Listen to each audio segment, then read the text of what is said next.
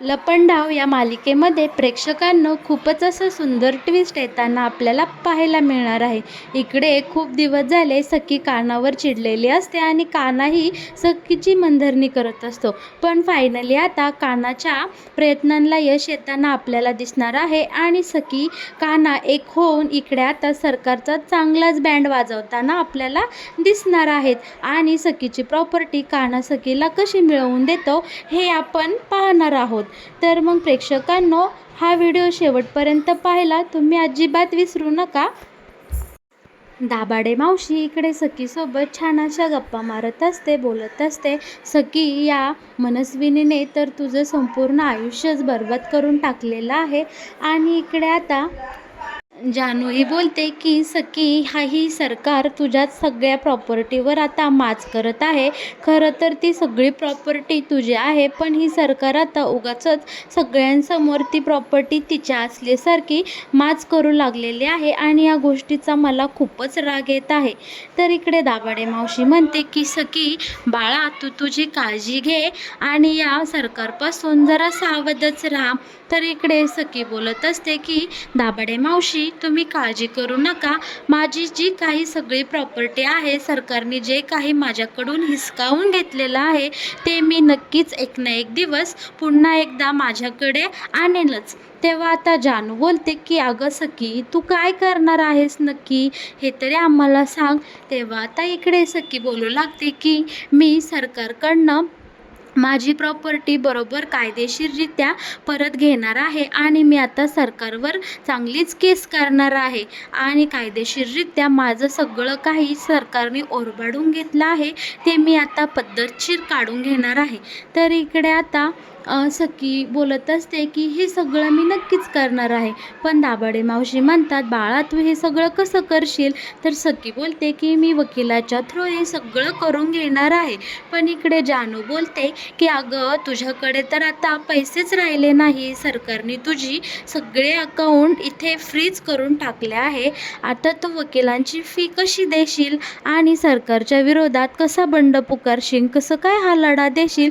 तर इकडे सखी बोलते की तिने माझ्या हातातलं ओरबाडून घेतलं आहे, माझ्या नशिबातलं ओरबाडून नाही घेतलं. माझं खूप चांगलं शिक्षण झालेलं आहे, हे तू विसरत आहे का जानू. मी चांगल्या प्रकारची नोकरी करेल आणि मस्तपैकी पैसा कमवेल आणि या सरकारच्या विरोधात चांगल्यातला चांगला वकील पाहीन आणि हिला चांगलीच अद्दल घडवेल. पण इकडे जानू बोलते की यासाठी तुझ्याकडे सगळे डॉक्युमेंट आहेत ना तुझे. तर इकडे सखी बोलते हो, माझ्याकडे माझे सगळे डॉक्युमेंट आहे. मी एवढी डिग्री घेतली आहे ती काय उगाच का, त्याचा आता मला नक्कीच फायदा होईल. पण इकडे आता जानू बोलते कुठे आहेत ते पेपर्स. तेव्हा आता इकडे सखी शांत होते आणि म्हणते की ते तर माझ्या घरी आहे बंगल्यावर. आता खूप दिवसातून काना इकडे त्याच्या ऑफिसला आलेला असतो आणि कानाला पाहून त्याच्या आईला खूपच आनंद झालेला असतो आणि ती बोलती कबीर, आज तू इकडे. बाळा, तू काही खाल्लं आहेस का, चल बस लवकर खाऊन घे. आणि ती तिथे आता त्यांच्या पिऊनला सांगते की पटकन कबीर साहेबांसाठी एक प्लेट लावा आणि ते आता प्लेट घेऊन येतं आणि इकडे कबीरची आई कबीरला छानपैकी खुर्चीत बसवते आणि बोलते बाळा, तू कसा आहेस, आणि छान प्लेट घेते आणि इकडे कबीरला जेवण वाढते आणि ती त्या पिऊन दादांना सुद्धा म्हणते की तुम्ही खाऊन घेतलंय का, जा तुम्ही सुद्धा जेवा. आणि इकडे आता कबीरची आई आपला मुलगा खूप दिवसानंतर तिच्या जवळ आला आहे या भावनेने खूप खुश झालेली असते आणि ती तिला आता कबीरला खूप लाडाने तिच्या हाताने जेवण भरवताना आपल्याला पाहायला मिळणार आहे. आणि त्या दोघे जणांच्या खूप अशा सुंदर माय लेकाच्या गप्पा आपल्याला ऐकायला मिळणार आहे. आता सखी तिचे सगळे डिग्रीचे डॉक्युमेंट घेण्यासाठी इकडे तिच्या घरी आलेले असते आणि घरी आल्या आल्या तिथली एक दिदी दार उघडते आणि सखीला म्हणते सखी मॅडम, तुम्ही कशा आहात.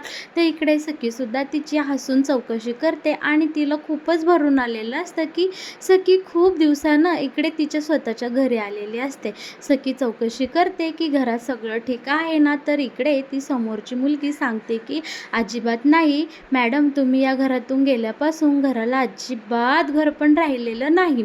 आणि सखी आता घरात येते तर बघते तर काय, इकडे सखीचे काका आणि काकी हे डायरेक्ट इथे घरकाम करताना आपल्याला पाहायला मिळणार आहे. आता इकडे सरकारचा जो पेय होता तो अगदी इथे साफसफाई करताना सखीला दिसतो आणि ती काकू तर डायरेक्ट कचरा वगैरे काढताना दिसते. त्यांचं हे हाल पाहून सखीला खूप वाईट वाटतं आणि ती काकू डायरेक्ट सखीच्या गळ्यात पडते आणि ढसाढसा रडते. सखीला सांगू लागते की आमचं इथे खूप हाल चाललेला आहे आणि हे आता आम्हाला सहन होत नाही आहे. आणि आता त्या दुसऱ्या ताईलासुद्धा खूपच रडू आलेलं असतं. सखीचंही मन खूप आता भरून आलेलं असतं. पण आता इथे मध्येच कारस्थानी सरकार येते आणि बोलते, वा सखी, कसं काय येणं केलंस माझ्या या घरात. तेव्हा सखी बोलते, मी इथे तुझ्यासाठी आलेली नाही, इथे माझ्या रूममध्ये माझ्या काही वस्तू राहिलेल्या आहेत त्या घेण्यासाठी म्हणून मी इकडे घरी आलेली आहे. सरकार बोलते, पहिली गोष्ट हे घर माझं आहे आणि ह्या घरात माझं म्हणण्यासारखं तुझं इथे आता काहीच राहिलेलं नाही.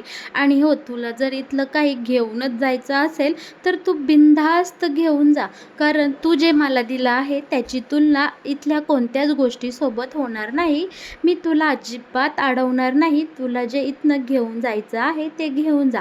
आता सखी तिच्या रूममध्ये आलेली असते आणि तिच्या रूममध्ये कानाच्या आणि सखीच्या असंख्य आठवणी असतात. आता या सगळ्या आठवणी सखीच्या डोळ्यासमोर येत असतात.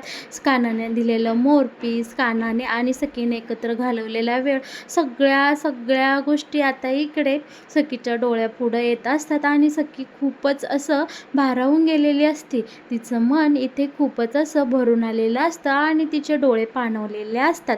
सखी तिथला सगळ्या गोष्टींना हात लावते. तिचे डॉक्युमेंट घेते, कान्याने तिला दिलेला जो मोरपीस असतो तो घेते आणि सखी आणि तिच्या बाबाचा तिथे एक फोटो असतो तो फोटोसुद्धा सखी सोबत घेते आणि रूमकडे एक नजरभर फिरवते आणि आता ती खाली निघून आलेली असते. इकडे आता सखी खाली आल्याबरोबर लगेच इकडे सरकार म्हणते, काय आणलंस पाहू रूममधनं. हा मोरपीस कोणी दिलाय? त्या भिकारड्या कानाने, म्हणजे तुला फसवलेला, सॉरी, कबीरने दिलाय का तुला? तेव्हा आता इकडे सखी बोलते की त्या कबीरमध्ये आणि सरकार तुमच्यामध्ये काडीचाही फरक राहिलेला नाही. तुम्ही या विषयावर नाही बोललं तरी चालेल. आणि मग इकडे सरकार सखीच्या हातातल्या सगळ्या वस्तू पाहते आणि तिचा आणि बाबांचा फोटो पाहून बोलते, या फोटोमध्ये काय असं आहे? हा भंगारात देण्यासारखा फोटो आहे आणि तू तो घेऊन चालली आहे. ओफ. आता इकडे सखी सरकारला चांगलंच सुनावते आणि बोलते की माझ्या आणि माझ्या बाबांविषयी नीट बोलायचं, नीट वागायचं आणि मला जे करायचं ते मी करणारच आहे. तुम्हाला जे करायचं आता ते तुम्ही करा.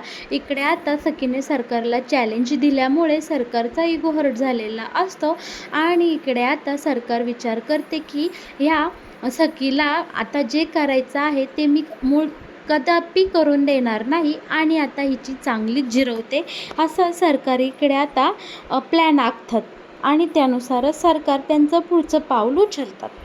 सखीने ठरवल्याप्रमाणे सखी मुंबईमधल्या सगळ्या टॉप कंपन्यांबरोबर ती इंटरव्ह्यू द्यायला आता इकडे ॲप्लिकेशन करत असते. जॉबसाठी ॲप्लिकेशन करता सखी घरातलीही कामं उरकत असते. पण नेमका सखीचा लॅपटॉपची चार्जिंग उतरते आणि काना सखीला मदतीसाठी येतो. पण सखीला अजिबात कानाची मदत नको असते. ती स्पष्टपणे कानाला तुझी मला मदत नको असे तोंडावर सांगते. आणि दुसरीकडे सरकार मात्र खूप असा मोठा प्लॅन आखतात आणि मुंबईमधल्या नावाजलेल्या सगळ्या कंपन्यांचे CEO ही आता सरकार तिच्या कंपनीमध्ये बोलावून घेते.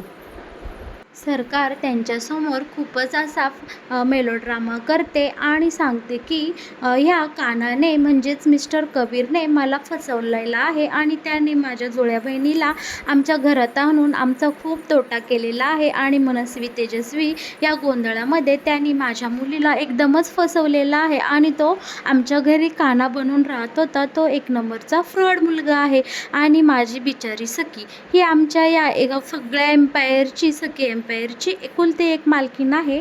ती मात्र या कानाच्या प्रेमात आंधळी झाली आहे. तिला काय बरोबर काय चुकीचं हे अजिबात कळत नाही. आणि आता इकडे कानाची कंपनी सगळ्यात टॉप लेवलला आहे आणि माझ्या कंपनीचा आता कामकाज ढासळलं आहे. पण माझं जसं नुकसान झालं तसं तुमचं कोणाचं नुकसान होऊ नये म्हणून मी इथे आता तुम्हा सगळ्यांना बोलवलं आहे. मी तुम्हाला जे सांगते आहे ते तुम्ही एकदम सगळ्यांनी कान देऊ नाही का. सखीला तुमच्याकडे जॉबला पाठवून तुमच्या कंपनीचा नुकसान करण्याचा इकडे कबीरचा हेतू आहे. त्यामुळे तुमच्यातल्या एकानेही सखीला कोणीही काम देऊ नका असं माझं तुम्हाला सांगणं आहे. माझ्या नवऱ्याने हे सखी एम्पायर खूप कष्टानं उभं केलं आहे आणि आता त्याची तर वाट लावलीच आहे या कबीरने. आता तुमच्या कंपनीचीही त्याने वाट लावू नये म्हणून तुम्ही सखीला कामावर कोणीच ठेवू नका ही मी तुम्हाला विनंती करते आणि चेतावणी देत आहे. इकडे सरकारचा प्लॅन सक्सेसफुल होताना आपल्याला दिसणार आहे. सरकारने ज्या पद्धतीने सगळ्या मोठमोठ्या नावाजलेल्या कंपन्यांच्या मालकांना भडकवलेलं असतं आणि त्यामुळे ते सुद्धा इकडे सरकारच्या बोलण्याला खरं मानून बसलेले असतात की त्यांना असंच वाटत असतं सखीला जर आम्ही नोकरी दिली तर काना नक्कीच आमच्या कंपनीचं नुकसान करेल. आणि सखी ठिकठिकाणी इंटरव्ह्यूला जाते आणि इकडे सरकारच्या आखलेल्या प्लॅनला आता दुजारा मिळालेला असतो. सखीला कोणीही इकडे कामावर ठेवत नाही आणि सखीची फाईल वगैरे तिथले मेन सर इंटरव्ह्यू घेणारे सर फेकून देतात आणि या सगळ्याचा सखीला आता खूपच त्रास झालेला असतो. सखीला नक्की काय झालं हे कळत नसतं. सखी बोलत असते मनातल्या मनात, मी जिथे जाईल तिथे माझा असा अपमान का होत आहे आणि माझा फाईल न बघताच सगळेजण माझी फाईल फेकून का देत आहे. इकडे सखी आता विचार करू लागते. सरकार मात्र इथे तिच्या बंगल्यामध्ये ऐशोआरामात राहत असते आणि खूप खुश असते आणि ती तिच्या पियेला आणि त्याच्या बायकोला विचारते की काय वाटतंय तुम्हाला, सखीला नोकरी मिळेल का. तर इकडे पिये बोलतो हो सखीला नक्कीच नोकरी मिळेल आणि त्याची बायकोसुद्धा म्हणते सखीला नक्कीच नोकरी मिळेल आणि सखी एक ना एक दिवस तुमच्या पापाचा घडा नक्कीच फोडेल. तेव्हा इकडे आता सरकारला खूप राग येतो आणि ती सणासण त्या दोघांच्याही कानाखाली मारत असते आणि ती जितक्या वेळा बोलतील सखीला नोकरी मिळणार तितक्या वेळा इकडे सरकार त्या दोघांवरही अत्याचार करत असते आणि त्यांना कानाखाली मारत असते. पण इकडे सखीचा सक्का काका येतो आणि एकदम ठामपणे म्हणतो सरकार सखीला 100% नोकरी लागणार आणि हा तुमचा घाणेरडा मुखवटा सखी फाडण्यासाठी एक ना एक दिवस या सखी पॅलेसमध्ये नक्की येणार. ही काळ्या दगडावरची पांढरी रेख आहे. आणि इकडे सरकारला खूपच गौतमचा राग आलेला असतो आणि ती रागाने त्याच्याकडे पाहत असते. पण गौतम मात्र इकडे सरकारच्या डोळ्याला डोळे लावून एकदम त्याच्या मनातली गोष्ट बिनधास्तपणे सरकारसोबत मांडत असतो. सगळे सखीसोबत वाईट वागतात त्यामुळे सखी आता मनाने खूपच खचून गेलेली असते आणि शेवटचा इंटरव्ह्यू देण्यासाठी ती एका कंपनीत गेलेली असते आणि तिथे ती बोलते की good morning sir, may I coming.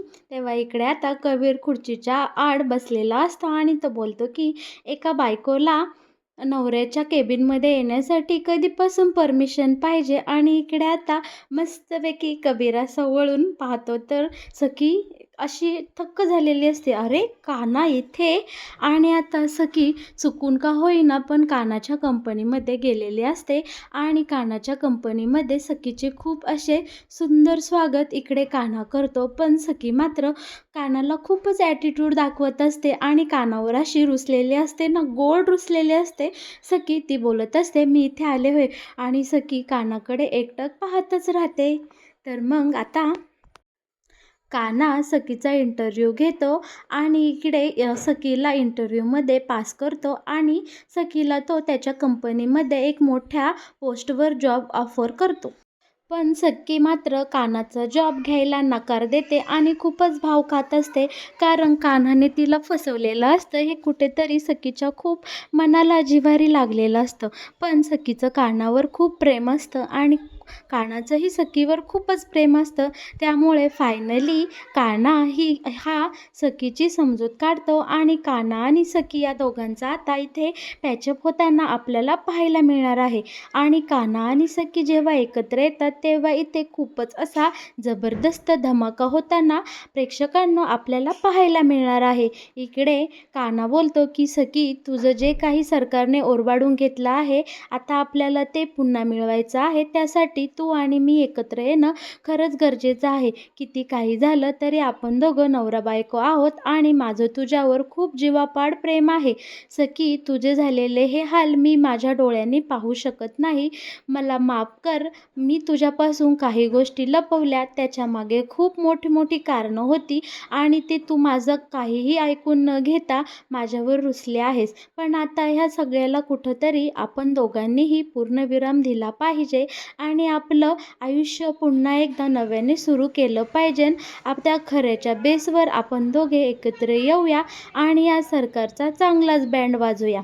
इकडे मात्र सखीला आता कान्हाचं म्हणणे हळूहळू पटलेलं असतं आणि कान्हाही सखीची समजूत काढत असतो. त्यामुळे इकडे सखी कान्हावरच्या प्रेमापोटी आता कान्हाला माफ करताना आपल्याला पाहायला मिळणार आहे आणि हे दोघं छानपैकी एकत्र येतात आणि इकडे आता चांगला सरकारचा बँड वाजवताना आपल्याला पाहायला मिळणार आहे. दुसरीकडे दिवसेंदिवस सखी अंपायर ह्याची आता क्वालिटी खूपच ढासळत चाललेली असते आणि त्यांच्या कंपनीला खूपच असा लॉस झालेला आपल्याला पाहायला मिळणार आहे. त्यामुळे इकडे सरकार मात्र डायरेक्टच कर्माला हात लावून बसलेले आपल्याला पाहायला मिळणार आहे. तर मग प्रेक्षकांनो, लपंडाव या मालिकेत येणारा हा नवीन ट्विस्ट तुम्हाला पाहायला आवडेल का? आणि यावर तुमचं काय मत आहे हे मला नक्कीच आपल्या कमेंट बॉक्सद्वारे कळवा. आणि हो, लपंडाव या मालिकेमध्ये येणारे हे असेच नवनवीन ट्विस्ट पाहण्यासाठी तुम्ही आपल्या या चॅनलला नक्कीच सबस्क्राईब करा. आणि हो, आजच्या व्हिडिओला लाईक करायला अजिबात विसरू नका.